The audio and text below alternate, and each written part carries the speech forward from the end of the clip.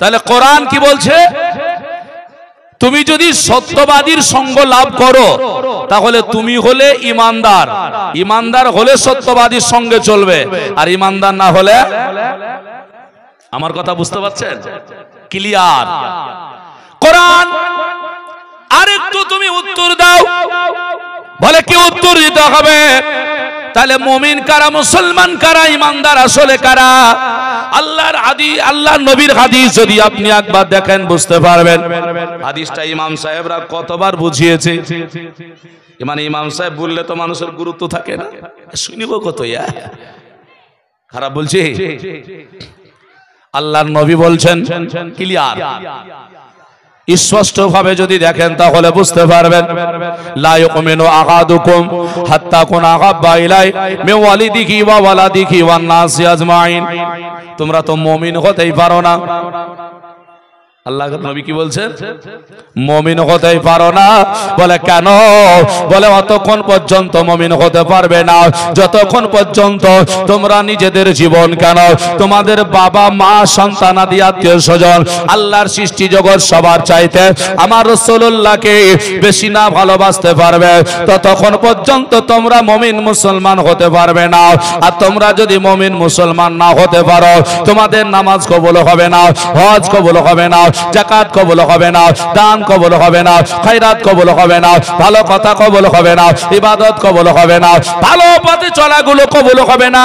কবুল হওয়ার জন্য শর্ত হলো আপনাকে পূর্ণাঙ্গ ভাবে ইমানদার হতে হবে। আর পূর্ণাঙ্গ ইমানদারের পরিচয় আমার রাসূলুল্লাহকে সারা পৃথিবীর সবার চাইতে বেশি ভালোবাসতে হবে। মুসলমান আমার ভাইরা, দয়ার নবী, মায়ার নবী, রাহমাতাল লিল আলামিনের জন্য আল্লাহর কোরআন কি বলেছে দেখুন। এবার কোরআনকে জিজ্ঞাসা করুন, বলে কোরআন তাহলে ইমানদার কারা, ইমান কেমন করে হবে, ইমান আমরা বুঝবো কেমন করে? আল্লাহ পাকের কোরআন সূরা আহজাব আয়াত নাম্বার 6 পারা নাম্বার 22 আল্লাহ তাবারাক তাআলা বলেছেন আন্নাবিয়্যু আওলা বিল মুমিনিনা মিন আনফুসিহিম বিল মুমিনিনা। এই শব্দটা আল্লাহ কোরআনে ব্যবহার করেছেন। কেন ব্যবহার করলেন? তার একটাই হলো কারণ, আলা ইন্না আউলিয়া, যেমন আপনারা বারবার শুনতেছেন ওই রকম এই আয়াতটা যদি আপনারাও বারবার শুনেন, ওলি সম্পর্কে যতটুকু জেনেছেন আমার নবী সম্পর্কে জানবেন। আল্লাহ পাকের কোরআন বলে আন্নাবিয়্যু আওলা বিল মুমিনিনা মিন আনফুসিহিম বিল মুমিনিনা মিন আনফুসিহিম। আল্লাহ বলছেন তোমার কালব যেখানে আছে, নাফস যেখানে আছে, এই কালবের চাইতেও নিকটে আমি আল্লাহ আমার রাসূলুল্লাহকে স্থান দান করেছি। একটু জোরে বলা যাবে না? আমি বললাম কথাটা না কোরআন বলল? কোথায় আছে? সূরা আহজাব 22 পারা 6 নম্বর আয়াত। কালবের চাইতেও নিকটে আমার রাসূলুল্লাহ রয়েছেন। যদি মানতে পারেন তো মুসলমান, ইমানদার, যদি না মানতে পারেন কাজ নেই। ভাইরা মুসলমানেরাও লক্ষ্য করবেন, বুঝতে পারবেন। আল্লাহর কোরআনকে আরো জিজ্ঞাসা করব, এ কোরআন তাহলে পারে নবী পাক আলাইহিস সালাম যদি এত স্থান পেয়ে যায় তাহলে নবীকে মানব কি করে, নবীকে কেমন করে ধরব? আল্লাহর কোরআনকে জিজ্ঞাসা করুন, কোরআন তুমি আমাকে রাস্তা দাও। কোরআন বলছে জগতের মানুষ তোমার নামাজ ছাড়া নবী হবে না, নবী ছাড়া নামাজ হবে না, নবী ছাড়া দান হবে না, নবী ছাড়া হজ হবে না। ওই রকম রাত্রি কালে যখন বিছানায় ঘুমানোর সময় তওবা করো, আমার নবী যদি না থাকে তোমার তওবা আল্লাহ কবুল করবে না। আমরা বিছানায় ঘুমানোর সময় তওবা করি না? করি না? একটু জোরে বলতে হবে, করি না? করি না? গুনাহ করে ফেললে তওবা করি না? করি না? আমরা তওবা কিভাবে করি? আস্তাগফিরুল্লাহ রাব্বি মিন কুল্লি জামবিন ওয়া আতুবু ইলাই। এটাই তো নাকি, না অন্য কিছু আছে তওবায়? এটাই তো নাকি? আচ্ছা, তওবা করলে সিস্টেম লাগবে তো নাকি? এমনি হয়ে যাবে? জালসা করেছেন, মাইক নাই, স্টেজ নাই, হবে? বলে কি করেছে, কোনো সিস্টেম হলো? জালসা করেছে, কোনো স্টেজ নাই, কোনো মাইক নাই, এমনি করে বসে আছে, জালসা তো না। হ্যাঁ, তোবা তোবা তোবা। দেখেন কিছু কিছু মানুষ মানে ভুল করলে তোবা তোবা তোবা নাকি? এটাও হয়। কিন্তু ভিতরে আবার থাকে, সুযোগ বলে আবা আবা আবা নাকি? আল্লাহর কোরআন বলছে হবে না। আল্লাহর কোরআন কি বলে? হে দুনিয়ার মানুষেরা, গুরুত্ব এটা নিয়ে যান, গুরুত্বপূর্ণ কথা।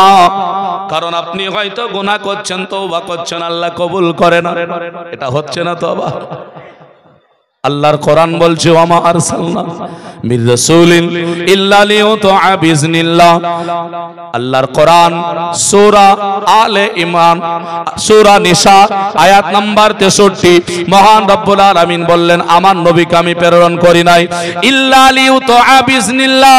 আল্লাহর কোরআন বলছে যদি নবী পাক আলাইহিস সালামকে আমি প্রেরণ করেছি রাসূলের আনুগত্য স্বীকার করে নেওয়ার জন্য, আমার নবী যা বলবে তা করার জন্য, আমার নবী যেটা তোমাকে বলবে সেটা করো।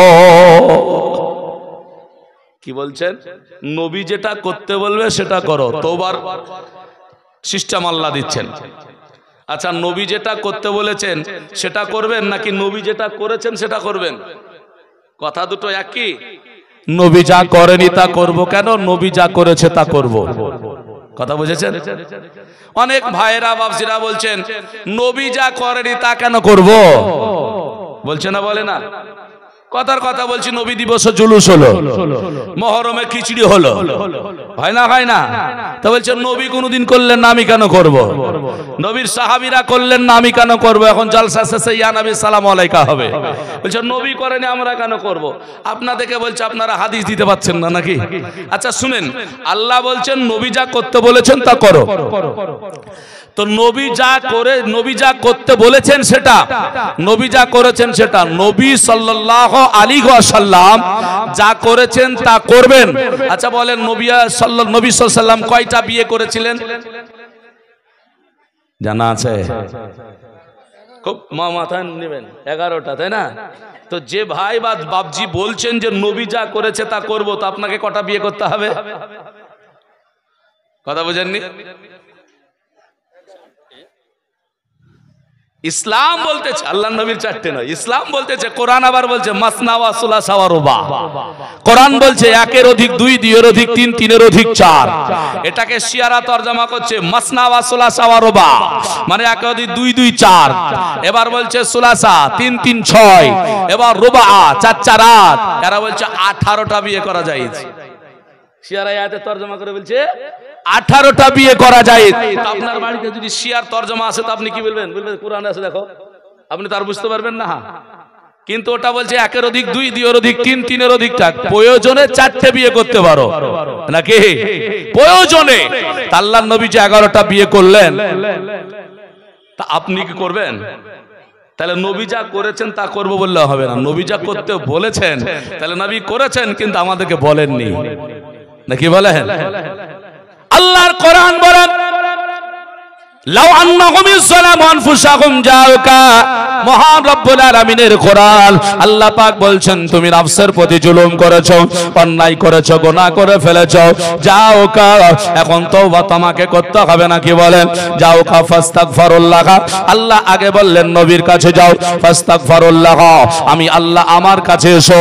তাহলে আল্লাহর আয়াত ক্লিয়ার, বলে গুনাহগার তুমি যখন তওবা করবে ওই সময়তে আমার রাসূলুল্লাহকে আগে ধরো, ফাস্তাগফিরুল্লাহ, তারপর আমার আল্লাহর কাছে তওবা করে নাও।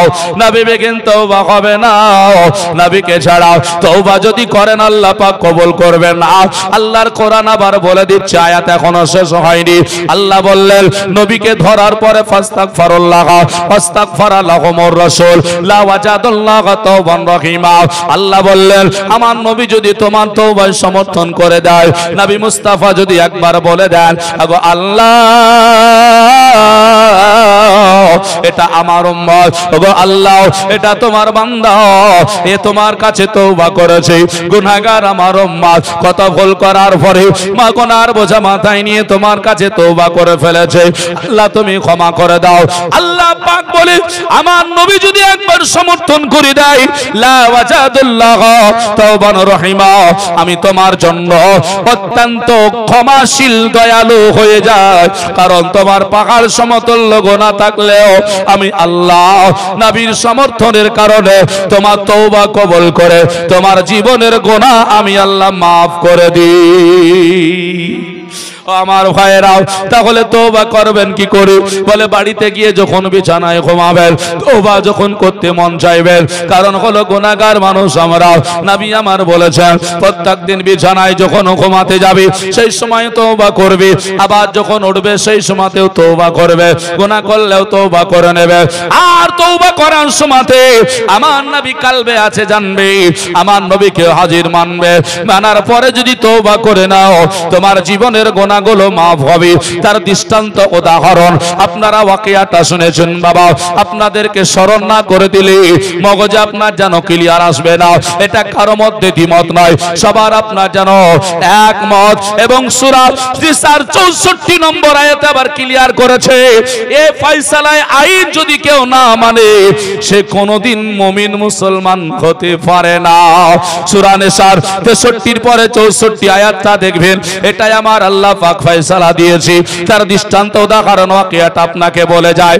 দাগিয়াতুল কালবি প্রায় 100টা কন্যা সন্তানকে হত্যা করার পরে সে যখন ভুল বুঝতে পেরেছিল, আল্লাহ পাকের কোরআন যখন এসেছিল, আল্লাহ পাকের আয়াত চলে আসলো, লা তাকনাতু মির রাহমাতিল্লাহ। আল্লাহ বললেন হে দুনিয়ার মানুষেরা একবার দেখো না কেন কোরআন আয়াত আল্লাহ তাবারাক ওয়া তাআলার নবী আমার পৌঁছে দিলেন। পাহাড় সমতুল্য যদি তোমার গুনাহ হয়ে থাকে ওই গুনাহটা নিয়ে তোমরা নিরাশ হও না, তোমরা নৈরাশ্য হয়ে যাও না, জন্মছাড়া হয়ে যেও না, গুনাহটা তোমার মাফ হবে না এইরকম চিন্তাধারা তোমরা কখনো করিও না। সেই রকম পাহাড় সমতুল্য গুনাহ বোঝা মাথায় নিয়ে আজকে আল্লাহর দরবারে তোমরা তওবা করে নাও, আমার রাসূলুল্লাহকে ধরে তোমার তওবা কবুল হয়ে যাবে। যে প্রায় 100 কন্যাকে হত্যা করলো, নাম তার দাগিয়াতুল কালবি, ওই দাগিয়াতুল কালবি এই আয়াত পাওয়ার পরে জানার পরে ছুটে ছুটে ছুটে ছুটে আমার নবীর কাছে গিয়ে আমার নবীকে বলেন ইয়া রাসূলুল্লাহ, ইয়া হাবিবাল্লাহ, নবী গো আপনি বলুন না কেন? বলে আমি যে এত বড় গুনাহগার, এত গুনাহ করে ফেলেছি, ক্ষমা হবে কি? আমার নবী বললেন আল্লাহর কাছে তওবা করে নাও, তোমার গুনাহ আমার আল্লাহ মাফ করে দেবে। আমরা ভাবি গুনাহ করেছি মাফ হবে না, বুঝি না না না, খবরদার এটা মনে করবেন না, আর দেরি নয়। এর জন্য বাবা দাগিয়াতুল কালবি আপনার তওবা করার পরে আল্লাহর নবী সাল্লাল্লাহু আলাইহি ওয়াসাল্লামের কাছে গিয়ে তওবা করার কারণে নবী আমার সমর্থন করেছিলেন, আল্লাহ তাকে ক্ষমা করেছে। শুধু ক্ষমা করা নয়, আমার নবীর সাহাবী বানিয়ে দিয়েছি এবং কাছের সাহাবী বানিয়ে দিয়েছি। এমনও বলা হয়েছে জিবরাইল আলাইহিস সালাম যখন আমার নবী পাক আলাইহিস সালামের কাছে আসতেন, ওই দাগিয়াতুল কালবির রূপ ধারণ করে আমার নবী মুস্তাফার দরবারে আসতেন। এ মুসলমানেরা, আমার আল্লাহ পাকের নবী বললেন তওবাকারীকে আমার আল্লাহ এত ভালোবাসে, এত ভালোবাসে, যেমন আপনার হক মারা যদি না থাকে, মায়ের পেট থেকে যেমন ভূমিষ্ঠ হয়ে বাচ্চাটা নিষ্পাপ দুনিয়ায় আসে, ওই রকম করে আমার আল্লাহ তওবাকারী যদি সঠিকভাবে তওবা করে আমার আল্লাহ তারেও নিষ্পাপ বানিয়ে দেয়। আমরা জানি না এই আপনার তওবা যখনই করবেন আমার নবী পাক আলাইহিস সালামকে বাবা অন্তরে ধরে রাখবেন, যতক্ষণ পর্যন্ত নবী নাই কোন ইবাদত আপনার যেন মন বসবে না, ইবাদত আল্লাহর দরবারে কবুল হবে না। এর জন্য আমার নবী সাল্লাল্লাহু আলাইহি ওয়াসাল্লামকে বেশি বেশি ভালোবাসার চেষ্টা করুন। নবীর মহব্বতটা বাবা ওলিদের মধ্যে ছিল, নবীর মহব্বতটা বাবা আপনার সাহাবী তাবেঈনের মধ্যে ছিল, নবীর মহব্বতটা ইমানদার মুমিনের মধ্যে আছে। এখনো পর্যন্ত আশিকানে রাসূল যারা, নবী প্রেমিক যারা হয়ে আছে, তারা আমার নবীকে কখনো ভুলতে পারে না, আমার নবীকে মরা কেউ বলতে পারে না, আমার নবীকে কেউ হারিয়ে গিয়েছে বলে না। আমার নবী পাক আলাইহিস সালাম চোখের আড়াল হয়ে দুনিয়া থেকে পর্দা করে রয়েছেন। আর একবার জোরে বলে সুবহানাল্লাহ। দয়ার নবী, মায়ার নবী, রাহমাতাল লিল আলামিন, কত মহান ব্যক্তি ছিলেন বাবা, কত বড় আল্লাহ পাক আমার নবীকে মর্যাদা দান করেছিলেন। আল্লাহ রাসূল সাল্লাল্লাহু আলাইহি ওয়াসাল্লামের আপনাদের দেখলেন বলে দাকিয়াতুল কালবির ঘটনাটা আপনার শুনলেন। আল্লাহ নবী আমার বলেছিলেন দাকিয়াতুল কালবির তুমি কেন মাঠে জঙ্গলে ঘাটে বাড়িতে কেন তওবা না করে আমার দরবারে কেন আসলে বলো বলো। আল্লাহ আল্লাহ সুবহানাল্লাহ দাকিয়াতুল কালবি সাইয়্যিদ বলেছিলেন ইয়া রাসূলুল্লাহ ইয়া হাবিবাল্লাহ হুজুর আমি বাড়িতে তওবা করতে পারতাম, বাড়িতে আমি তওবা করিনি গো নবী। আমি মাঠে ঘাটে তওবা করতে পারতাম, আমি করিনি। আমি মসজিদে গিয়ে তওবা করতে পারতাম, আমি তওবা করিনি। তার কারণ হলো মহান রব্বুল আলামিনের কোরআন দেখলাম আল্লাহর নবী মুস্তাফাকে বলছেন হুজুর আপনার কথাগুলো শুনেছি তাতে বুঝতে পারলাম তওবা ওইভাবে করলে হবে না। বুজুর্গানে দিন মানুষের দরবারে যেতে হবে এবং নবী আপনাকে কাছে রাখতে হবে। আপনি সমর্থন না করলে আমার তওবা আল্লাহ কবুল করবে না। ব্রাদান ইসলাম এর জন্যই আপনাদেরকে বলি বাবা এই দুনিয়ার বুকে আজকে মানুষ আমরা বুঝতে পারি না, আমরা জানতে পারি না। এই আয়াতটা একটা মাসআলা ক্লিয়ার হয়ে যায়। দাকিয়াতুল কালবি তওবাটা তো বাড়িতে করতে পারতেন না, কি বলেন? পারতেন না? করলেন না কেন? প্রশ্ন করতে হবে না? হবে না? হবে না? মসজিদে করলেন না কেন? প্রশ্ন তো করতে হবে। এই তুমি তওবা মসজিদেও করতে পারো, আমরা পারি না? মসজিদে গিয়ে আল্লাহর কাছে তওবা কিন্তু করে না কেন? ও মুসলমান আমার ভাইরা, আমাদের একটা ভাষা আছে যে আল্লাহ ব্যতীত কারো কাছে চাওয়া যাবে না। বলছো না? বলে না আল্লাহ ব্যতীত কারো কাছে চাওয়া যাবে না, আল্লাহ ব্যতীত কারো কাছে চাওয়া যাবে না। আও মুসলমান গো ওই চাওয়াটা কি চাওয়া? আমি কিছুই বললাম না, একটাই বলে দিলাম আল্লাহ ব্যতীত চাওয়া, আল্লাহর কাছে ব্যতীত অন্য কারো কাছে চাওয়া যাবে না বলে আমি ছেড়ে দিলাম। আপনি বললেন এই আল্লাহ ব্যতীত কারো কাছে চাওয়া যাবে না। এই মাসআলাটা জাহির হয়ে গেল, যেটা আমাদের মাঝে এসে গিয়েছে। এসেছে না আসেনি? তোমরা মাজারে যাচ্ছ কেন? এই তোমরা মাজারে চাইছো কেন? দাতা বাবার কাছে চাচ্ছ কেন? এই যে দাতা মেহবুব শাহ রহমাতুল্লাহ আলাইহির উরুস করছে, কুতি দাতা মেহবুব শাহ শুয়ে আছে, এরা উরুস নিয়ে ব্যস্ত আছে। এরা দাতা বাবার কাছে চাচ্ছে, বলে দাতার কাছে চাইতে হবে না, বাবার কাছে চাইতে হবে না, খোঁজার কাছে চাইতে হবে না, কোন মাজারে চাইতে হবে না, চাইতে হবে না। যে ভাই বলছেন বলে শুনুন আপনার বাড়িতে তো কন্যা সন্তান আছে না নাই? যে ভাই বাপজি বলছেন আল্লাহ ব্যতীত কারো কাছে চাওয়া যাবে না, আমি তাদেরকে বলবো লক্ষ্য করুন আমার কথাটায়। আপনার কন্যাটা এক এক করে করে 25 বছর বয়স হয়ে গিয়েছে, 30 বছর বয়স হলো, 35 বছর বয়স হলো, বিয়ে দেন নাই। আমার কথাটা বুঝতে পারছেন? বিয়ে দেন নাই। আপনার মেয়েটা আপনার ওয়ারিশ, আপনার বাড়ি অনেক জায়গা, ওকে 2 কাঠা বাড়ি দিয়ে দেন। আপনার জমিন আছে অনেক, ওকে 2 বিঘা দিয়ে দেন। সে আপনার সেখান থেকে করে খাবে, যা পয়সা হবে আপনি বাবা যতদিন বেঁচে আছেন ততদিন খাওয়াবেন। মেয়েটা হজ করে যাকাত দেয়, এক কথায় ইবাদতে কোনো ত্রুটি নেই। মেয়েটার শুধুমাত্র বিয়ে দেননি। নিজেকে নিয়ে ভাবুন, নিজে ভাবুন আপনার কন্যা 30 বছর 35 বছর বয়স, মেয়েটাকে নিরালাই ঘরে কাঁদতে বলুন আল্লাহ আয় আল্লাহ আমাকে একটা বাচ্চা দাও, একটা বাচ্চা দাও, এই বলে আপনার মেয়েকে কাঁদতে বলুন। আপনার মেয়েটা ইবাদতে ত্রুটি করে নাই, কিন্তু আল্লাহকে বলুন না কেন, আপনার মেয়েটাকে বলতে বলুন আল্লাহ আমাকে বাচ্চা দাও। আপনার মেয়েটা আল্লাহর কাছে একটা বাচ্চা চেয়ে হবে। আমার কথা বুঝতে পেরেছেন? মেয়েটার বাচ্চা হবে? হবে না? না হবে না। কেউ কেউ ওয়াজ শুনে গিয়ে কালকে বলবে আল্লাহ দিলেই হতে পারে। হ্যাঁ আল্লাহ দিলে পারে তো। শোনো কান খুলে, আল্লাহ দিলে হতে পারে। আল্লাহ কি পারে না তোমার পেট থেকে বাচ্চা নিতে? বলো না যে আল্লাহ চাইলে আমার পেট থেকে নিতে পারে। বাচ্চা তো এখানে আছে নাকি? মেয়ের কাছে বাচ্চা আছে নাকি? মেয়ের কাছে তো বাচ্চা নেই, ওরা তো জমিন বহনকারী। বাচ্চা থাকে পুরুষের কাছে, যে আসল পুরুষ যেখান থেকে বাচ্চা মহিলার কাছে যায়, তাহলে আল্লাহ দিলে তো তোমার কাছ থেকেও দিতে পারত, তাহলে দেয় না কেন? সেই মহিলাটা কোন মাজারে চাইনি, ওই মেয়েটা কোন মৌলভী সাহেবের কাছে চাইনি, আপনার মেয়েটা কোন দাতা বাবার কাছে চাইনি, খজা বাবার কাছে চাইনি, পীরের কাছে চাইনি, চেয়েছে কার কাছে? কার কাছে? হলো না কেন? চাইতে ভুল হয়েছে নাকি? এবার বলো না, আল্লাহ বাদে কারো কাছে চাওয়া যাবে না, বলো না। মেয়ের বিয়ে দিয়েছেন ভাতের ভয়ে? কে কে দিয়েছেন ভাতের ভয়ে বিয়ে?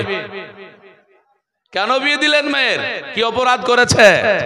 জন্ম দিলেন, লক্ষ লক্ষ টাকা খরচ করে লেখাপড়া শিখালেন, শিক্ষিতা বানালেন, কেন বিয়ে দিলেন? অন্যের হাতে অত্যাচার সহ্য করার জন্য? নিজের বিবেককে প্রশ্ন করেছেন? মেয়েটা তো বাড়িতে বসে বসে আল্লাহর কাছে চাইতে পারে সন্তান, চেয়ে নেবে, সন্তান আল্লাহ দিয়ে দেবে, তা থেকেই ওর জীবন কেটে যাবে নাকি বলে? কেন বিয়ে দিয়েছেন? বিবেককে প্রশ্ন করুন।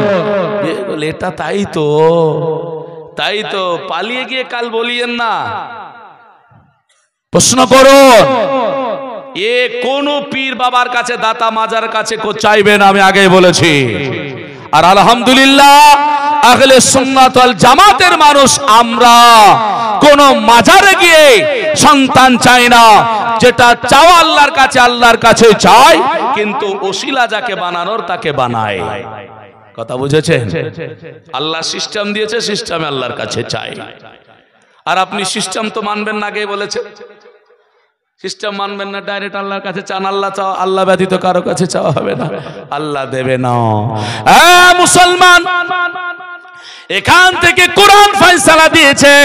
তাফসীর কারক আপনার জানো বলে, আপনার জানো কোরআন যারা তাফসীর করেছেন, আপনার বলেছে বাবা আপনি কোথায় তাফসীর এনেছেন জানি না, কোথা থেকে তরজমা এনেছেন আমি জানি না, তবে ভাইয়া গো আপনি মাদ্রাসায় চলুন, তাফসীর গুলো দেখবেন, বিরাদান ইসলাম বুঝতে পারবেন।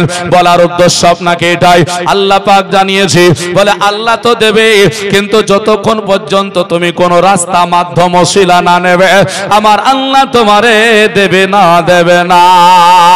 নামাজেও লাগবে, রোজাতেও লাগবে, হজেও লাগবে, যাকাতেও লাগবে।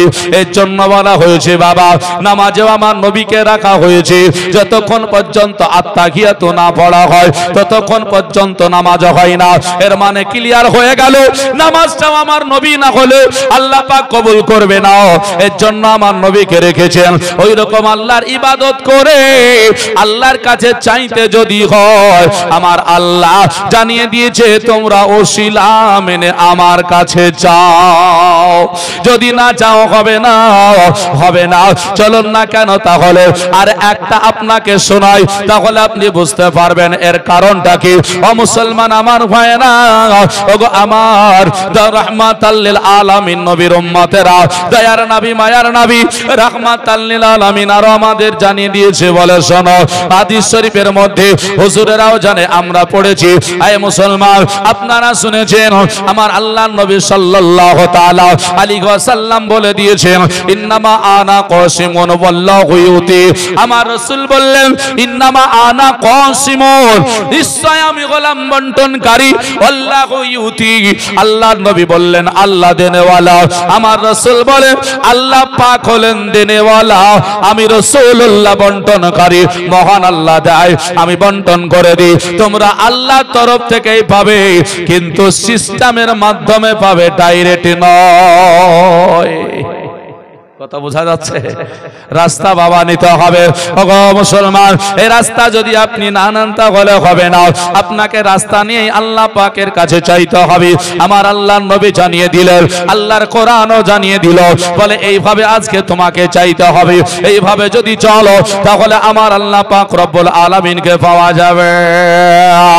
ও নবী মুস্তাফা সাল্লাল্লাহু তাআলা আলাইহি ওয়াসাল্লামের একটু ওয়াকিয়া জীবনী আপনাদেরকে একটু শুনিয়ে যায়। আমার রাসূলুল্লাহর মহব্বত একবার দরুদ পড়ি, আল্লাহুম্মা সাল্লি আলা মাওলানা মুহাম্মাদ ওয়া আলা আলে সাইয়্যিদিনা মুহাম্মাদ সাল্লি আলা মুহাম্মাদিন আমাদের মন বলে নবী নবী আমার জান বলে নবী নবী আমার প্রাণ বলে নবী নবী তাই তো দুই নয়নে ভাসে মদিনা চাবি তাই তো দুই নয়নে ভাসে মদিনা চাবি আমাদের মন বলে নবী নবী আমার প্রাণ বলে নবী নবী ইয়া রাসূলুল্লাহ ইয়া হাবিবাল্লাহ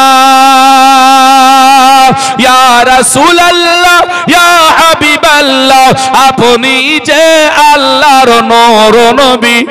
জোরে বলুন, আল্লাহর নূর না মাটি? হ্যাঁ নূর লয়? হ্যাঁ আল্লাহ আল্লাহর নবী মানুষ না জিন না ফেরেশতা?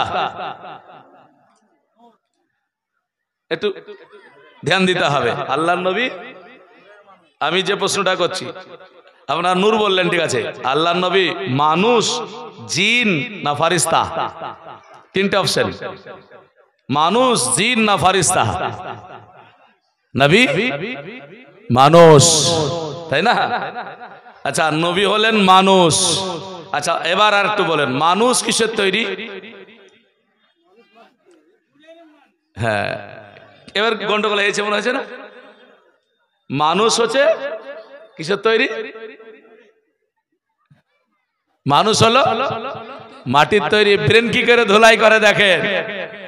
আমাদের যুবক ভাই আলহামদুলিল্লাহ অনেক শিক্ষিত ভাই আছেন। এইভাবে আমি এই কথাটা কেন বললাম জানেন, একটা ভিডিও দেখেছি, ওই ভিডিও বাংলাদেশের কোন মৌলভী সাহেব বলেছে, বলে নবীকে মাটি বললে নবীর শান বাড়ে। কেন জানো? আদম হলো মাটির আর ফারিস্তা হলো নূরের। নূরে সেজদা করেছে মাটিকে, এর জন্য এবার তারা কি করে ধোলাই করেছে জানেন? সেমেটাই বলছে মানুষ কিসের তৈরি? তো বলে মাটির তৈরি। কোথায় লেখা আছে? কোরআন শরীফ 27 পারা আয়াত নাম্বার 14। আয়াত হলো খলাকাল ইনসানা মিন সলসলিন কাল ফাখর। আল্লাহ বলছে মানুষকে আমি শুকনো টনটনে মাটি দিয়ে বানিয়েছি। এবার আপনি জেনে নিলেন রে কোরআন বলছে গো মানুষ মাটির তৈরি, তাহলে নবী কি? তো বলে মানুষ, তাহলে নবী কিসের তৈরি? তো কোরআনের কথা অনুযায়ী মাটির তৈরি নাকি বলছেন? কোরআন তো মানতে হবে নাকি? আপনি তো আর দ্বিতীয় আয়াতটা কিছু পড়েননি, আমিও যদি আয়াতটা বলে চলে যাই তাই হবে। তো এই বিষয়ে শোনাচ্ছি না, আপনি একটু শুনুন, দেখুন বুঝতে পারবেন। হ্যাঁ না ধ্যান দিতে হবে, না হলে হয়ে যাবে। কই বলছে আপনি যে আল্লাহর নূর নবী আমাদের মন বলে নবী নবী আমার প্রাণ বলে নবী নবী ইয়া রাসূলুল্লাহ ইয়া হাবিবাল্লাহ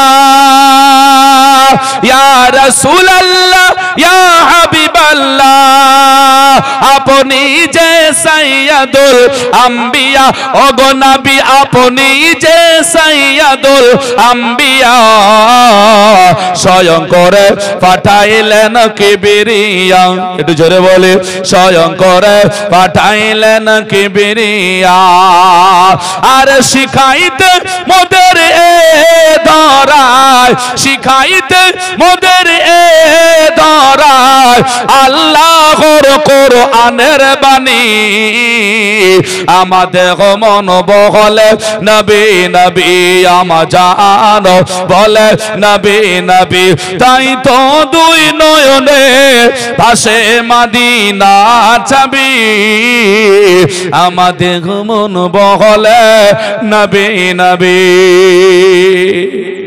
কবি শেষ ছন্দে বলছেন তবে যারা ভেবে নিয়েছেন আয়াত বলছে মানুষ মাটির, নবী হলেন মানুষ, তো নবী মাটির হওয়া দরকার নাকি? এটা হিসাব বলছে। তো বলছে না ভাই। বলে কেন? আপনি আর আয়াত পড়েননি, যে আপনি একটাই আয়াত পড়েছেন আর আয়াতগুলো পড়েননি। কেন? মানুষ শুধু মাটির তৈরি নয়। কথা বুঝতে পেরেছেন? কেউ যদি আপনাকে প্রশ্ন করে মানুষ কিসের তৈরি, তো মানুষ শুধু মাটির তৈরি নয়, কারণ মানুষের মধ্যে মাটি আছে, হাওয়া আছে।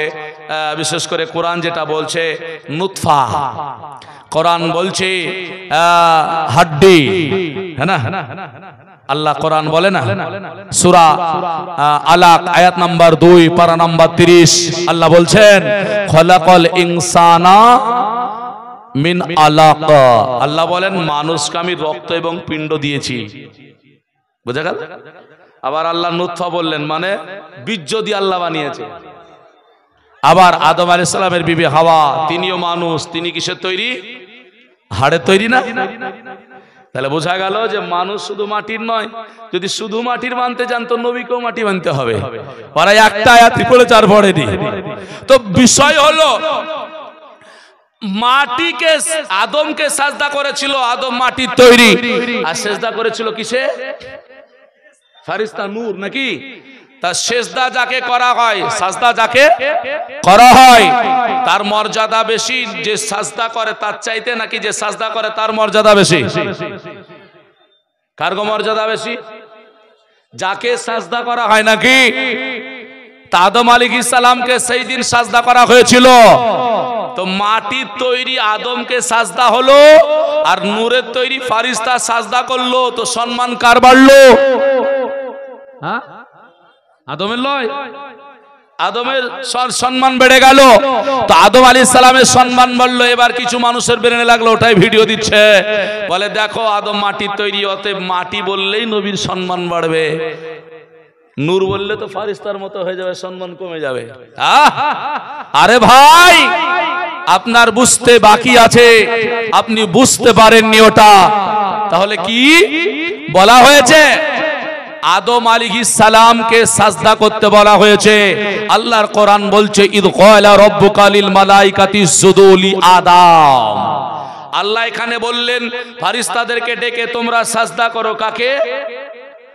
আদমকে। আল্লাহ মাটিকে সাজদা করতে বলেছেন? আদমকে। কারণ আদমের মধ্যে শুধু মাটি ছিল নাকি? না। তাহলে মাটিকে বলছেন কেন? এখানে মাটির কোনো গল্পই নেই। সরাসরি আদম আলাইহিস সালামকে মাটির তৈরি বলে ভুল করছেন। আদম আলাইহিস সালামের মধ্যে শুধু মাটি আছে এমনটা নয়, আরো আছে। তবে সাজদার ক্ষেত্রে আপনি মাটিটাই কেন ব্যবহার করলেন? আল্লাহ পাক আদম আলাইহিস সালামকে সাজদা করতে বলেছেন এই উদ্দেশ্যে যে আল্লাহর 18,000 মাখলুকাত সৃষ্টি। কত হাজার বললাম? এটা কোথায় লেখা আছে? এটা লেখা আছে দুররে মুখতারে। কোথায়? দুররে মুখতারে। ইমামে আযম আবু হানিফা রাহমাতুল্লাহ আলাইহি, আমরা যে মাযহাব মেনে চলি, হানাফি মাযহাবের গ্রহণযোগ্য কিতাব দুররে মুখতার, তাতে লেখা আছে 18,000। কেউ কেউ 1,000 আল্লাহর সৃষ্টি জগৎ বলছে, কিন্তু এতে স্পষ্ট ভাবে লেখা আছে 18,000 মাখলুকাত। এখন 18,000 মাখলুকাতের মধ্যে আল্লাহর কোরআন কি বলছে জানেন? সূরা 3 পারা নাম্বার 30, আপনারা সকলেই জানেন আয়াত 4। আল্লাহ কি বলছেন? খলাকাল ইনসানা। আল্লাহ বলছেন লাকাদ খলাকনাল ইনসানা ফি আহসানি তাকবীম। আছে না নাই? আল্লাহ বলছেন নিশ্চয় মানব জাতিকে উৎকৃষ্ট আকৃতিতে আমি ধারণ করেছি, আশরাফুল মাখলুকাত অর্থাৎ সৃষ্টি জগতের শ্রেষ্ঠ বানিয়েছি। জোরে বলবেন না? তা আল্লাহ বলছেন 18,000 মাখলুকাতের মধ্যে মানব হলো শ্রেষ্ঠ, আর আদম আলাইহিস সালাম হলেন মানব। তাই আল্লাহ সৃষ্টি জগতের শ্রেষ্ঠকে সাজদা করতে বলেছেন, সম্মান দিতে বলেছেন, তাজিম করতে বলেছেন। আর ইনারা বলছেন না, মাটিকে সাজদা করতে বলেছেন। আর মাটিকে সাজদা করতে বললে তো আদম আলাইহিস সালামের গল্পই আসতো না, নাকি বলেন? আদম আলাইহিস সালাম বাইরে, আদম আলাইহিস সালামের বাইরে কি জমিন মাটি নাই? কেউ যেখানে সাজদা করো, আল্লাহ তো বলতেন আদম আলাইহিস সালামকে সাজদা করতে বলার উদ্দেশ্য হলো পৃথিবীতে আসার ক্ষেত্রে আদম আলাইহিস সালাম প্রথম মানুষ। আদম আলাইহিস সালামকে আল্লাহ তাবারক ওয়া তাআলা আপনার ফারিস্তাকে দিয়ে এখান থেকে বানিয়ে নিয়ে এইটুকু আপনার মুখমণ্ডল থেকে নিয়ে কুদরতি হস্তে বানিয়ে আল্লাহ পাক মর্যাদা দিলেন, বলে আমি যাকে বানালাম তার মর্যাদা আছে, একে তোমরা মর্যাদা দাও, সম্মান দাও, তাজিম করো, শ্রদ্ধা করো। তাআব্বুদি নয়, তাজিমি একটা সাজদা করো। এটা আল্লাহ পাক বললেন। ইনি সাহেবেরা বুঝে নিলেন যারা মাটিকে সেজদা করতে বলেছে, দিয়ে বলছে মাটির সম্মান বেড়ে গেল, নূরে সেজদা করলো। পাগল কোথাকার, নূরে সেজদা করেছে মানবকে, আর আল্লাহর কোরআন বলছে মানব হলো 18,000 মাখলুকাতের মধ্যে শ্রেষ্ঠ। কথা বুঝা আসেনি? আপনি ভুল বুঝেছেন, তা আমি করবো কই? এখন সুন্নি ওলামার কাছে এরা যাবে না, বুঝতেও শিখবে না। আসুন এগুলো বুঝতে পারবেন, কারণ আপনি হয়তো ভুল বুঝছেন আর ভুল বুঝে গেছেন, এর জন্য আপনি ফিরে আসতেও চাইছেন না। মুসলমান তাই কবি আমার বলছেন, আমাদের মন বলে নবী নবী, আমা জানো বলে নবী নবী, ইয়া রাসূলুল্লাহ ইয়া হাবিবাল্লাহ, আপনি যে আপনি যে রাহমাতাল লিল আলামিন, ও গো নবী আপনি যে রাহমাতাল লিল আলামিন, ও গো আপনি আর এ ধরায় এলেন মোদেরকে দেখাইতে আল্লাহর কোরআনের বাণী। আমাদের মন বহলে নবী নবী, আমা জান বহলে নবী নবী। আল্লাহুম্মা সাল্লি আলা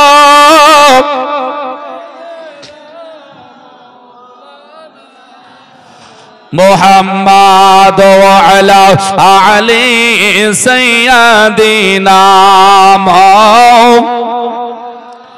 মুহাম্মাদ সাল্লি আলা মুহাম্মাদিন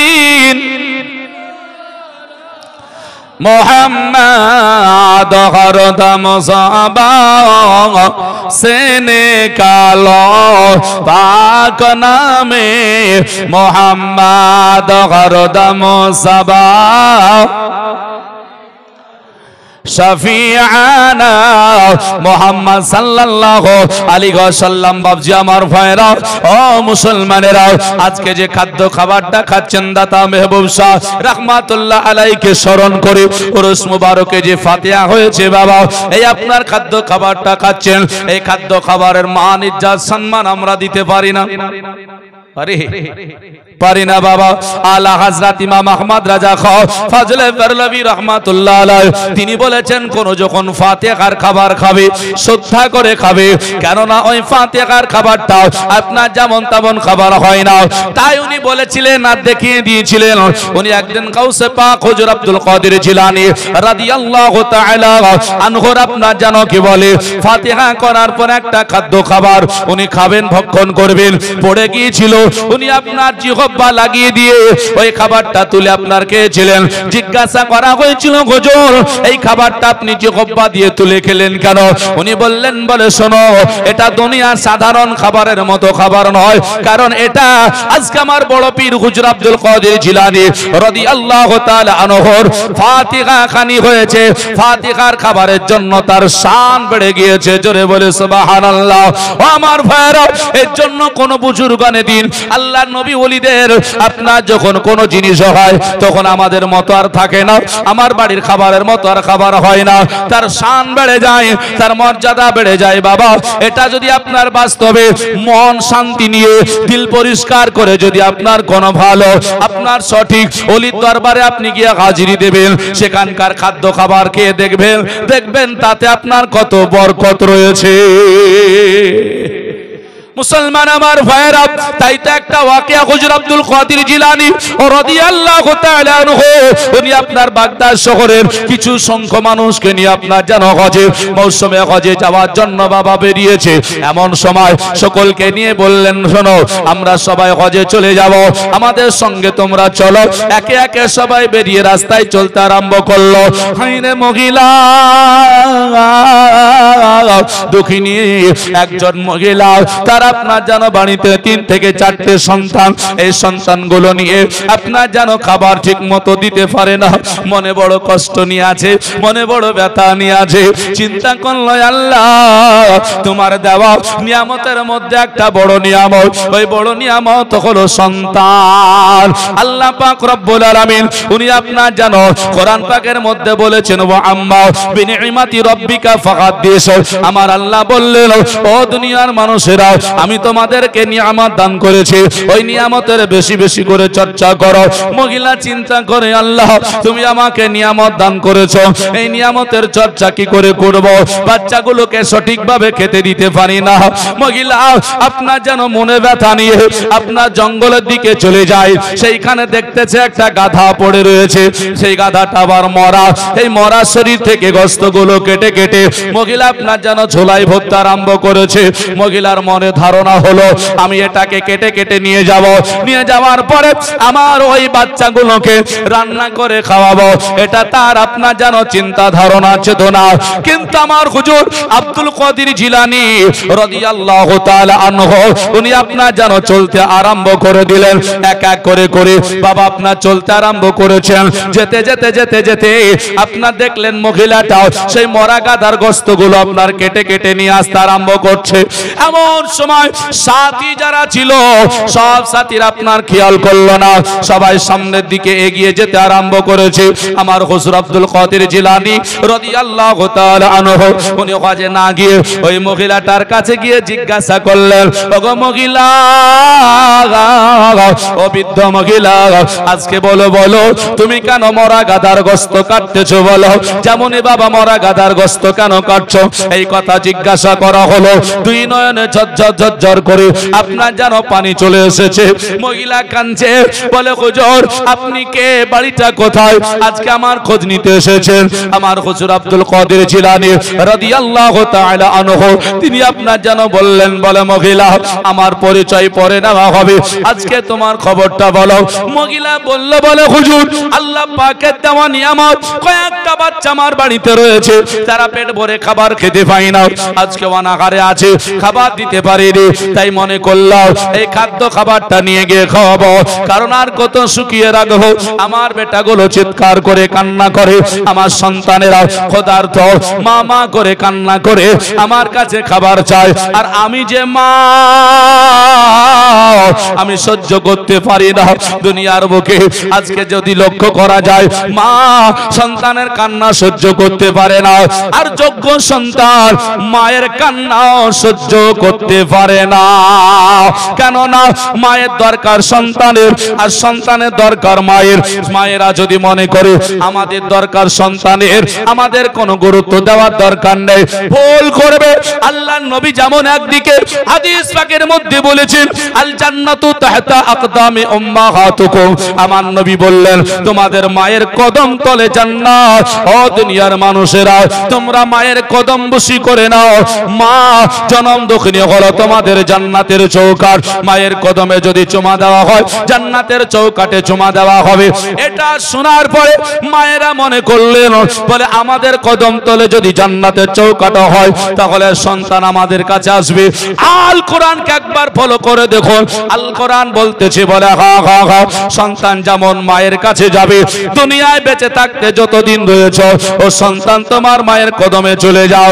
মা যখন দুনিয়া ছেড়ে চলে যাবে, ওগো মায়েরা আপনারা এবার একটু ফলো করুন। আল্লাহর কোরআন বলছে দুনিয়ার মহিলারা যারা তোমরা মা হয়েছো তোমার সন্তানকে দুনিয়ায় যোগ্য বানিয়ে যাও, কেননা কোরআন বলে রব্বির হামহুমা কামা রব্বায়ানি সগীরা। ওগো মা আপনি হয়তো জানেন না, আপনি যখন কবরে চলে যাবেন, ওগো বাবা আপনি হয়তো জানেন না, আপনিও যখন কবরে চলে যাবেন, সন্তান কবরের কাছে হোক, বাড়িতে হোক, মসজিদে হোক, মাঠে ঘাটে যেখানে হোক, দাঁড়িয়ে দাঁড়িয়ে দাঁড়িয়ে যখন আল্লাহর কাছে দোয়া করবে রব্বির হামহুমা কামা রব্বায়ানি সগীরা। আল্লাহর কোরআন বলে এই আয়াত পড়ে যখন সন্তান বাবা মার জন্য দোয়া করে দেয়, তার বাবা মার কবরটাকে খেলনা দোলনা স্বরূপ বানিয়ে দেওয়া হয়। এই সন্তানের দোয়ার কারণে আমার আল্লাহ তার বাবা মার কবরের আযাবকে মাফ করে দেয়। এর জন্য বাবা মায়েদের সন্তানের দরকার, সন্তানের মা দরকার, উভয় উভয়কে দরকার বাবা। কেউ ছেড়ে গেলে হবে না। জনম দুঃখিনী মা বলে হুজুর আমি থাকতে পারি না, আল্লাহ পাকের নিয়ামত গুলো আমার সন্তানেরা ক্ষুধার্ত। আমার হুজুর আব্দুল কাদের জিলানী রাদিয়াল্লাহু তাআলা আনহু উনি আর দেরি করলেন না। উনি আপনার হজের মৌসুমে যে হজ করতে যাচ্ছিলেন, যা সামান যেগুলো ছিল, যা টাকা পয়সা ছিল, ওই মহিলার হাতে তুলে দিয়ে বললেন গো মহিলা, না না না না না, এই গোশত খাওয়া চলবে না। বলে কেন? বলে মরা গাদার গোশত খাওয়া হলো হারাম। ও মহিলা তুমি জানো না আর গোশত নিয়ে যেতে হবে না, আমি হজে যাব না, এই সামানগুলো তুমি নিয়ে বাড়ি চলে যাও আর তোমার বাচ্চাগুলোর মুখে আহার তুমি করিয়ে দিও। মহিলা কাঁদে, আল্লাহ এই কোন মানুষ আমার কাছে সে হাজিরি দিয়েছে, যেই মানুষটা আজকে নবীর দেশে যেত, যেই মানুষটা আল্লাহর ঘর কাবা তওয়াফ করতে যেতে বেরিয়েছে, নিয়াত করে বাড়ি থেকে বেরিয়ে রাস্তায় চলতে আরম্ভ করেছে।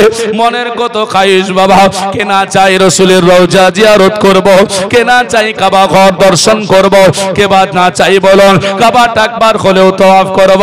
আল্লাহর নবী আমার জানিয়ে দিয়েছে মানজারা আল কবরি ওয়াজিবাত লাহু শাফাতি, যেই ব্যক্তি আমার কবর মোবারক জিয়ারত করলো কিয়ামতের ময়দানে আমি তারে শাফাত করব। শাফাত ওয়াজিব হলো, জোরে বলে সুবহানাল্লাহ। মনে এত খাইশ বাবা, এত বড় সবের কাজে বেরিয়ে ওই পয়সাগুলো দিয়ে আজকে যেন বাড়ির দিকে ঘুরে রওনা হয়ে যায়।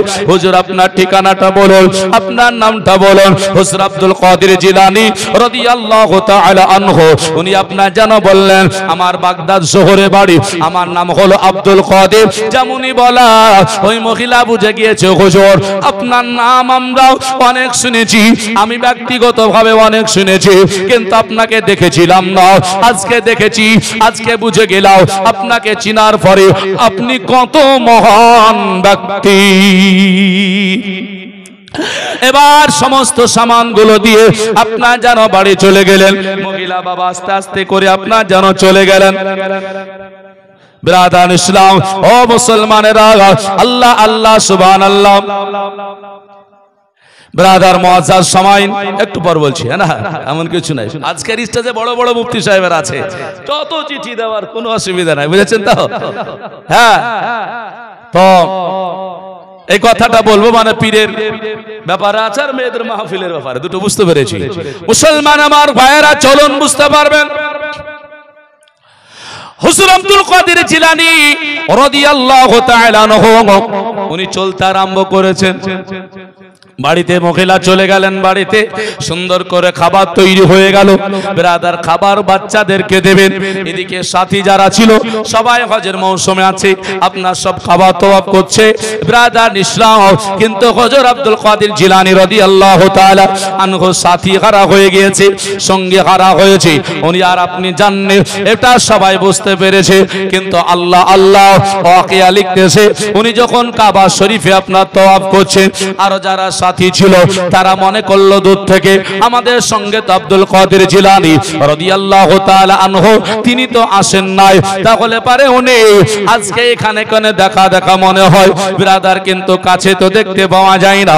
এইরকম করে আপনার যেন যেখানে যায় সময় আপনার সেখানে যেন দেখা যায়। সবার ধারণা একটাই, যেই ব্যক্তি আসলো না ওই ব্যক্তি খানে করে কি করে দেখা যায়? তাহলে আমাদেরকে ফাঁকি দিয়ে হুজুর কি গোপনে আমাদেরকে ছাড়া হয়ে চলছে? উনি কি গোপনে চলছেন আমাদেরকে ছেড়ে? এটা মানুষের একটা ধারণা হলো, এটা হবে স্বাভাবিক, তাই না? এটা স্বাভাবিক হবে।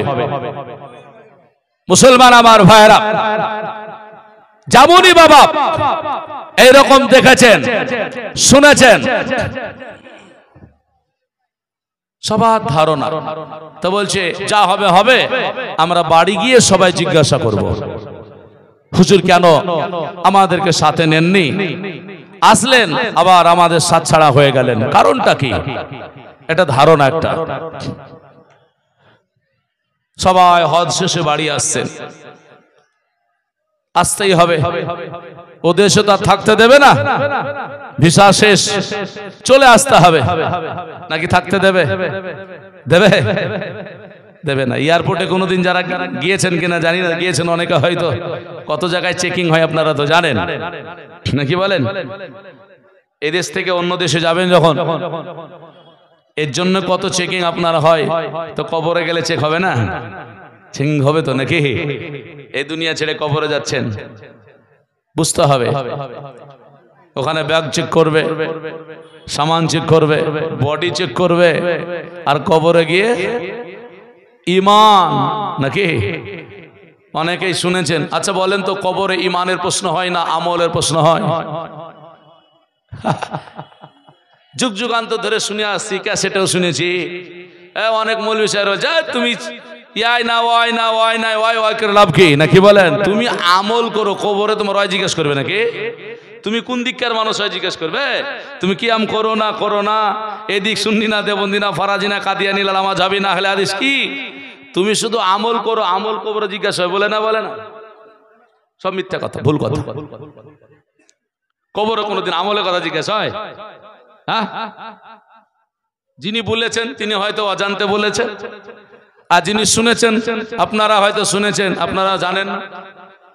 আসলে কবরে যে তিনটে প্রশ্ন হয়, মান রব্বুকা, মা দিনুকা, মা কুনতা তাকুলু ফি হাক্কি হাজার রাজুল, এই তিনটে কিন্তু আমল নয়, বুঝেছেন? তিনটে কি প্রশ্ন? ঈমান। কবরে আমলের কথা জিজ্ঞাসা হয় না বাপ, ঈমানের কথা জিজ্ঞাসা হয়, ঈমানের। এর জন্য দুনিয়াতে ঈমানটা ঠিক করতে হবে, মরণের পরে ওটাই প্রথম হিসাব হবে, হ্যাঁ না? আর আপনি আমি ভোগা দিচ্ছি, আমল করো তাহলে হবে? ইয়া তো ইয়া করে লাভ নাই, আমল করলেই ঠিক আছে। তোমাকে আমলের কথা জিজ্ঞাসা হবে, করো আমলের কথা জিজ্ঞাসা। মান রব্বুকা এটা আমল নাকি? মা দিনুকা এটা আমল নাকি? মান নাবিয়ুকা এটা আমল নাকি? তিনটেই তো ঈমান। আমলের কথা বলে সাধারণ মানুষকে ভোগা দিচ্ছেন কেন? মুআজ্জাজ সময় যাই হোক, আলোচনা যাচ্ছি গৌসে পাক রাদিয়াল্লাহু তাআলা আনহুর দিকে। যে কথাটা জিজ্ঞেস করেছেন, বলে মেয়েদের আর ছেলেদের মাহফিল কি একসঙ্গে করা হবে? হ্যাঁ, মেয়েদের মাহফিল। তো যদি কেউ মেয়েদের মাহফিল করতে চায় তাহলে মেয়েদেরকে নিয়েই করতে হবে, একেবারে ঘেরাঘুরি পর্দার মধ্যেই। আওয়াজ মাইকে লাগানো যাবে না, বুঝেছেন? মাইকে লাগানো যাবে না। সাবালিকা ছেলে ভিতরে প্রবেশ করতে পাবে না।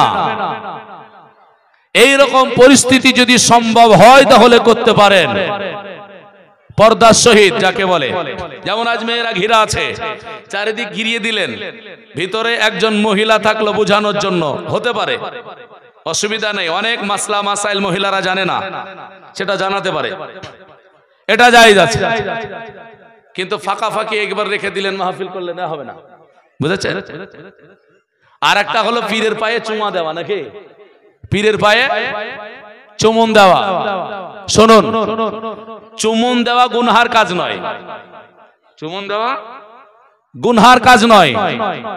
নিয়ম ঠিক রাখতে হবে, আর নিয়ম যদি ঠিক না থাকে তাহলে হবে না। এখন নামাজ পড়তে হবে পশ্চিম দিকে, কাবার দিকে মুখ করে। আপনি যদি উত্তর দিকে মুখ করে নামাজ পড়েন হবে? নামাজ তো পড়ছেন উত্তর দিকে মুখ করে, নামাজই তো পড়ছেন নাকি বলেন? কিন্তু নামাজ হবে কি? হবে না। তো নিয়ম যদি আপনার জানা না থাকে তাহলে হবে না। এখন আপনি সাজদা কাকে বলে? সাজদা হলো হাত, পা, নাক, হাঁটু, পায়ের দুই আঙ্গুল একসঙ্গে জমিনে লেগে তাআবুদি আল্লাহর উদ্দেশ্যে, এটাকে উদ্দেশ্য নিয়ে যদি কেউ সাজদা করে তাহলে ওটা হারাম, ওটা করা যাবে না। কেউ যদি মনে করেন চুমা দেব, যদি আদবের খেলাফ হয়ে যাবে আপনার সন্দেহ থাকে, পীরের পায়ে হাতটা দিয়ে হাতটা চুমলে পীরের কদম বসি করা হবে, বুঝেছেন?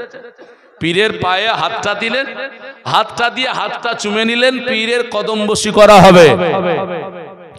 এটাই হলো সঠিক নিয়ম। এবার কেউ যদি ডাইরেক্ট মুখ লাগিয়ে দিয়ে চুম্ব মনে করে, যেমন মাজারে, মাজারেও ওই রকম করে চুমা ঠিক নয়, জায়েজই নয়। মাজারে অনেকে কি করছে, মাথা ভরে দিচ্ছে চুমে খাচ্ছে, চলবে না, হারাম। আপনি দাঁড়িয়ে জিয়ারত করেন, দোয়া করেন, ঠিক আছে, হ্যাঁ না? আপনি পায়ের দিকে হাত লাগালেন, হাতটা চুমা দিলেই তো যথেষ্ট হয়ে গেল। যেমন কাবা শরীফে কি করতে যাচ্ছেন, হজ করতে গিয়ে মাকাম ইব্রাহিমের জায়গায় কি করছেন? আপনি তো হাজার আসর চুমতে পারছেন না, বয়স হয়ে গেছে, কঠিন পরিস্থিতি, যেতে পারছেন না। আপনি দূর থেকে বিসমিল্লাহি আল্লাহু আকবার বলে চুমে নিলেন, চুমা দেওয়া হলো, এরকম আপনি এইরকম নিয়মে চুমা দেবেন, হ্যাঁ না? মুসলমান এই নিয়ম যদি বজায় রাখতে পারেন তাহলে ঠিক আছে। আর ডাইরেক্ট এক একজন কি করে জানেন, হুজুরের পায়ে এবার ঠোঁট লাগিয়ে চুমা দিতে গিয়ে দেখা গেল ও নাক কপাল সব ঠেকে দিল সাইড থেকে, এবার ওটা একটা খারাপ দিক চলে আসলো, বলে সাজদা করে দিল। আর উদ্দেশ্য যদি খারাপ হয় তাহলে হারাম, করা যাবে না, এটা মনে রাখতে হবে। তো মুসলমান যাই হোক, যে আপনাকে ঘটনা শোনাচ্ছিলাম, হুজুর আব্দুল কাদের জিলানী রাদিয়াল্লাহু তাআলা আনহু, তিনি বাড়িতে বসে আছেন, হজ করে সব সকল ব্যক্তি ফিরে আসলেন, হাজী হয়ে গেলেন, সবাই এসে হুজুরের দরবারে হাজির। চলো হুজুরের কাছে যাব, বলে কেন, দেখি হুজুর কি বলে। গেলেন হুজুরের সঙ্গে আলোচনা, হুজুর বলছেন না না আমি আসিনি তো, আমি যাইনি, আসলে হুজুর যান। সকলকে বলছেন আমি তো যাইনি, আর সকল বলছে হুজুর আপনাকে তো দেখা মনে হলো, এ বলছে আপনাকে তো আমি দেখেছি, ও বলছে দেখেছি, বলছে না আমি তো যাইনি। তাহলে কে সত্য কথা বলছে এখানে, হাজী সাহেবরা বলছে নাকি হুজুর আব্দুল কাদের জিলানী বলছেন? একদিকে দেখলে হাজী সাহেবরা ঠিকই বলছে, আর একদিকে এইদিকে হুজুর দেখলে হুজুরও ঠিকই বলছে, ভুল তো কেউ বলে না। ব্যাপারটা কি, পয়সা যদি দেয় হ্যাঁ ঠিক আছে, বুঝে গেছে, বুঝেছেন? এই যে পরিস্থিতি, এই আলোচনার মধ্যেই দেখা গেল যে মহিলাকে অর্থটা দান করা হয়েছিল, এ মহিলা কি করেছে জানেন? আস্তে আস্তে আস্তে আস্তে করে মহিলাটা নিজের সন্তানকে নিয়ে আসছেন। কেন? সন্তানেরা বলছে, বলে মা যে খাবারটা আমরা আজকে খাচ্ছি খাবারটা দিল কে? তো নাম করেছেন, তো বলছে ওই মহান ব্যক্তি আমাদেরকে দান করেছেন, বলে হ্যাঁ। তো বলে ওনার জন্য দোয়া হবে না? তো এদিকে বাচ্চারা দোয়া করেছে, বাপারা ছেলেরা দোয়া করেছে, আল্লাহ যে আমাদেরকে মুখে দুটো খাবার দিয়ে গেল, আল্লাহ হজ না করে সেই সামানগুলো দিয়ে গেল, আল্লাহ এর হজের সবটা হুজুরকে দান করিয়ে দিয়ে। জোরে বলে সুবহানাল্লাহ। হজটা আল্লাহ তুমি কবুল করে নিও, কবুল করে নিও। মুআজ্জাজ সামাইরা হাজরাত, এই বাচ্চাগুলো জন্ম দুঃখিনী মা, এই মাকে নিয়ে বাবা দোয়া করেছে, আল্লাহ পাকের দরবারে দোয়া কবুল হয়েছে। হাজী সাহাবারা, ওই হাজী সাহেবেরা আপনার জানো দেখেছে, বিরাদার আলোচনা হয়, মহিলা নিজের বাচ্চাকে নিয়ে গুটি গুটি পায়ে বাবা চলতে আরম্ভ করলো। ওইখানে দেখতেছে বাবা হুজুরের দরওয়াজায় গিয়া আপনার দেখলো উপস্থিত হয়ে, বলে অনেক মানুষ বসে আছে, দরওয়াজাতে বাণী দিয়ে আওয়াজ করে বলে, বলে হুজুর। বিরাদার তার আগে একটা শব্দ ব্যবহার করেছেন, আসসালামু আলাইকুম। বাড়িতে কোনো মৌলবি তালবেলে মাসলা আদায় করতে চাইতে ঘুরতে কি বলে? আসসালামু আলাইকুম। গেটে তালা লাগানো, গেটে বাইরে থেকে তার গেটে তালা লাগানো বোঝা যায় না, কি বলেন? এখনকার গেটে বোঝা যায়, বাইরে থেকে তালা লাগানো বোঝা যায় না। এবার আমার বাড়িতে গেছেন ধরেন, আমি বাইরে তালা লেগে দিয়ে আমি চলে গেছি কোথাও, আর আপনি গিয়ে হাজির, আপনি তো আর আমাকে ডাকতে পারছেন না, মৌলভী সাহেব আপনি প্রথম কি বলছেন? আসসালামু আলাইকুম। উত্তর কে দিল? আমার কথা বোঝেননি? উত্তরটা কে দিল? যে কোনো মৌলভী সাহেব, যে কোনো পন্থার পন্থীর হোক নাকি, সালাম দেয় না, দেয় না? আমার প্রশ্ন, সালামের উত্তর দিলটাকে? কারণ আপনি প্রশ্ন করেছেন, এখানে নবীকে সালাম দিলেন, উত্তর দিল কে? নবী তো নাই, তাহলে ঘরে তো আমি নাই, উত্তর দিল কে? হ্যাঁ, প্রশ্ন করতে হবে না? আরে তুমি আমার বাড়িতে চাইছে, তুমি আমাকে সালাম দিয়েছো, আমি বাড়িতে নেই, উত্তর দিল কে? মুসলমান প্রশ্ন কি করবেন না? তাহলে আমি না থাকলে বাড়িতে সালাম দেওয়া যায় যদি হয়, আমার নবীকে দেখতে না পেলে কি সালাম দেওয়া হবে না? হবে না। বাড়িতেও তো আমাকে দেখতে পেলেন না, সালাম দিলেন, বলা হয়েছে, বলে সালাম দেওয়ার জন্য দেখা লাগে না, দেখা লাগে না, সালাম শুনতে পেলে হলো। আল্লাহ আল্লাহ সুবহানাল্লাহ। বাড়িতে কেউ যখন সালাম দেয় আমি না, এটা ঠিক আছে, কিন্তু আপনার কাছে কেরামান কাতিবিন ফেরেশতা আছে, আপনি যে সালাম সালাম দিলেন বাবা, ওই সালামের উত্তর দেয় বিরাদার মজার সময় না হযরত আমার নবীকে সালাম দিবেন, নবীকে দেখা লাগবে না, আমার নবীর কাছে আল্লাহর ফেরেশতা পৌঁছিয়ে দেয়। এর জন্য বাবা সালাম দেওয়া জায়েজ হয়েছে। চলুন না কেন সালাম দিয়ে বাড়িতে প্রবেশ করেছে, দেখতেছে বাবা ওই মহিলা কয়েকটা বাচ্চা নিয়ে উপস্থিত হয়েছে। মহিলাকে জিজ্ঞাসা করা হলো, এ মহিলা তোমার বাচ্চাগুলো এক সাইডে দিয়ে তুমি সাইড হয়ে যাও, কারণ হুজুরের দরবারে এইরকম মহিলা প্রকাশ্য তো কেউ যেতে পায় না, তাহলে তুমি সাইড নিয়ে নাও। বাচ্চাগুলোকে নিয়ে হাজির, বাচ্চাগুলো হুজুরের দরবারে উপস্থিত হয়েছে। বাচ্চাগুলো গিয়ে আল্লাহর ওলি হুজুর আব্দুল কাদের জিলানী রাদিয়াল্লাহু তাআলা আনহুর কাছে গিয়ে সালাম দিয়েছেন, মুসাফা করেছেন, হাতটা চুমা দিয়েছেন বাবা, হাতে চুমা দিয়ে দিয়েছেন। বিরাদার অনেকে ধারণা হাত পা চুমা দিতে গিয়ে মাথা যে নত হয়ে যায়, তার মানে মাথা নত করে চুমা দিলে সাজদা হয়ে যায়। না না না, মাথা নত করে সাজদা কল চুমা দিলে পারে, ওটাকে সাজদা বললে হবে না। তাই যদি হয় তাহলে রুকুতে, নামাজে রুকুতে যাওয়ার পরে সাজদার দরকার হবে না, নাকি?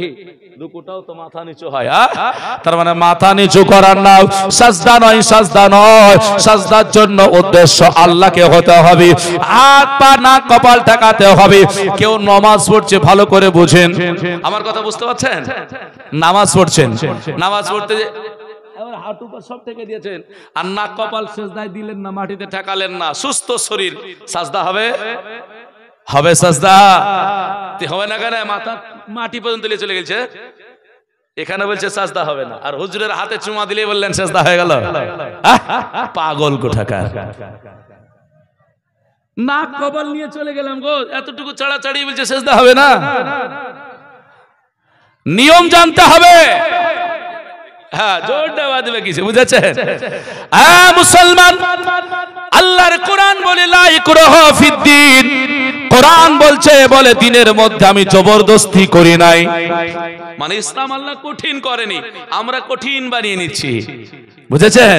এটা বানানো যাবে না। মুসলমান আমার ভাইরাও আমার জানা শুনুন, হাতে চুমা দিয়ে পরিচয় হয়ে গেল।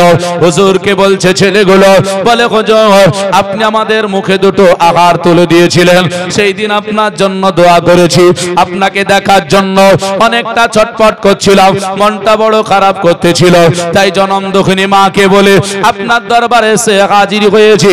হুজুর হজে না গিয়ে পয়সাগুলো দিয়ে চলে গিয়েছেন, আপনার দাওয়াতে মুখে খাবার নিয়ে পেট যখন ভরে গিয়েছে আর থাকতে পারিনি, শুকরিয়া আদায় করেছি। এ মুসলমানেরা, মানুষের মুখে যখন দুটো আহার দেওয়া হয়, মানুষ যখন পেট ভরে খাবার খেয়ে নেয়, আলহামদুলিল্লাহ পড়ে নাই, আর আলহামদুলিল্লাহ পড়া মানে আল্লাহর সমস্ত প্রশংসা হয়ে যায়।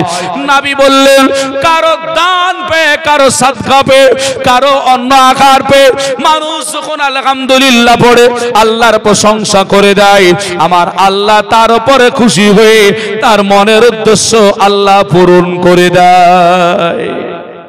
জোরে বলবেন না? এর জন্য আহলে সুন্নাত ওয়াল জামাত বলেছি, বলে তোমরা মানুষকে খাওয়াও, খাবার খাওয়ানোর সময় কি হয় জানেন? লাও, দই লাও, মিষ্টি লাও, গোস লাও, ভাত লাও, বলে না? বলে না? আপনার পেট পড়ে গেছে, আর কি নেবেন? আপনি কি বলছেন হবে না, এই দিও না, নষ্ট হবে, তার মানে আপনার শান্তি নাকি? হ্যাঁ, আমাকে যদি 10 টাকা দেন তো বলবো আর 2 টাকা দেন। মাদ্রাসায় যদি 10 টাকা দেন তো সামনে বছর এসে বলবো ভাই আপনি আর 5 টাকা ধরে দেন, ছাত্র বেড়েছে, বোর্ডিং ও খরচ বেশি, মাদ্রাসা বড় করতে হয়েছে নাকি? তাহলে টাকা দিলেও বেশি চাইবো, শেষ নাই আর খাবার দিলেও নেব না। তাহলে ওই সময়তে দোয়া করে দেন ও মুসলমান। এর জন্য আমরা কলকাতামে তালবে ইলম ডাকি, আপনার যেন কোরআন খনিতে তালবে ইলম ডাকি, মানুষ ডাকি খাক। এবার কেউ বলছে বলে খাওয়ানো হবে না, হারাম, মাদ্রাসায় দাও, ফেরেশতা খাবে নাকি? আমাকে দিলে মাদ্রাসায় লিখে কাকে খাওয়াবো, ঘুরে তালবিলিম গুলোই খাওয়াবো, তা আপনি বাড়িতে নিয়ে এসে খাওয়ালেন নাকি? পার্থক্য আলাদা কিছু হলো, ওরাই খাচ্ছে কিন্তু এসে খাচ্ছে আর ওখানে খাচ্ছে। মুসলমানেরা, এর জন্য বাবা খাওয়ার জন্য যখন আপনি দিবেন তৃপ্তি সহকারে খেয়ে বলবেন নেব না, আনন্দের সহিত গ্রহণ করলেন। মহান রব্বুল আলামিন কবুল করুক। জোরে জোরে বলে সুবহানাল্লাহ। ভাইরা ও বাপজি মুসলমানেরা গো, এর জন্য আপনাদেরকে বলে যায় আপনারা বাবা লক্ষ্য করবেন নবী পাক আলাইহিস সালামের আদর্শ, একটু আমার দিকে ধ্যান দেবেন বাবা।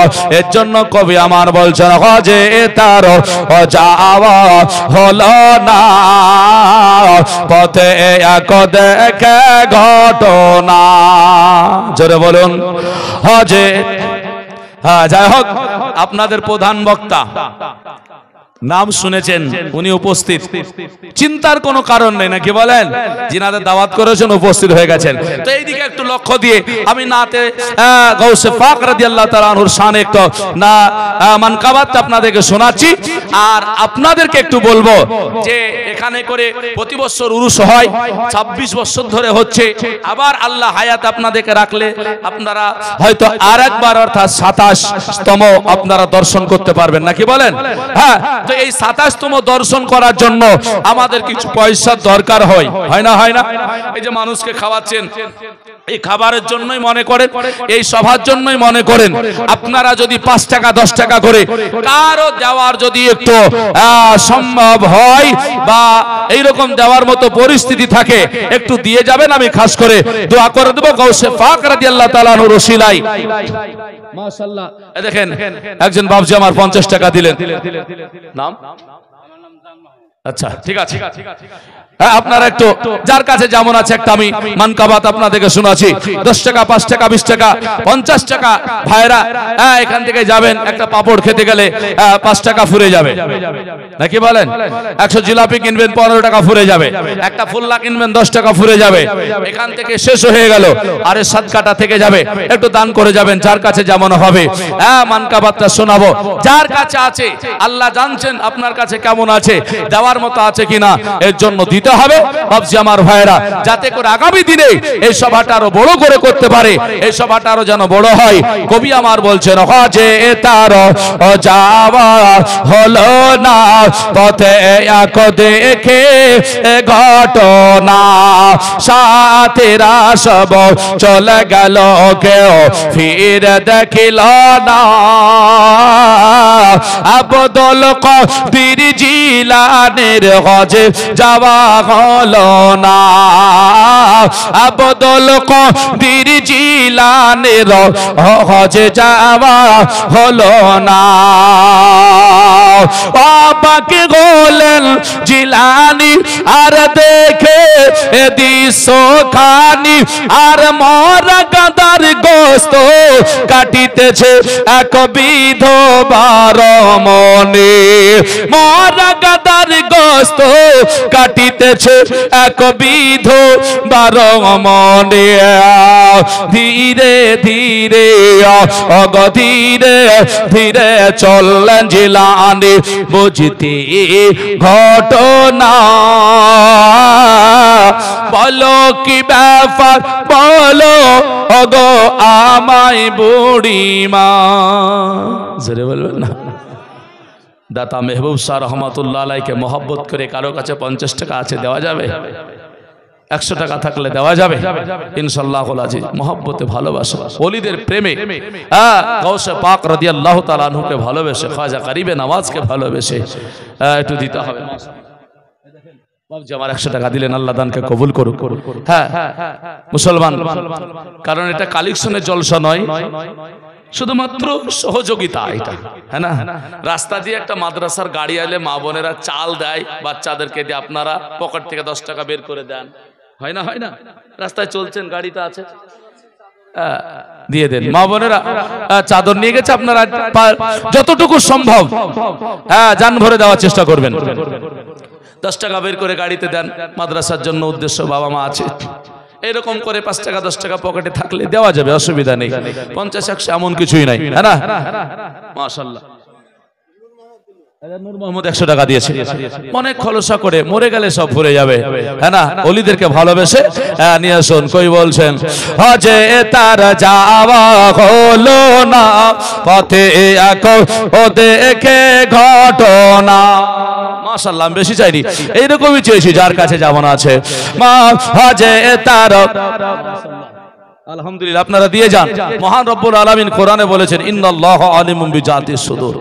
আল্লাহ বলেন নিশ্চয়ই প্রত্যেকটা মানবের, প্রত্যেকটা জিনিসের আল্লাহ সৃষ্টি জগতের উদ্দেশ্য কথা আল্লাহ পাক বুঝেন, হ্যাঁ না? আপনাদেরকে আল্লাহ পাক বুঝেন, আমাদেরকে বুঝেন। আলহামদুলিল্লাহ, জাযাকাল্লাহ। দেখেন বাবজি আমার 100 টাকা দিলেন, হ্যাঁ না? দেখেন বয়সকালেও দিয়ে যাচ্ছেন, মাশাআল্লাহ। দেখেন ভাই কিছু টাকা দান করেছেন, আলহামদুলিল্লাহ। 100 টাকা দেখেন দিয়েছেন ভাই। এইভাবে যদি দিয়ে যান কোনো অসুবিধা নাই। হজে তার যাওয়া হলো না।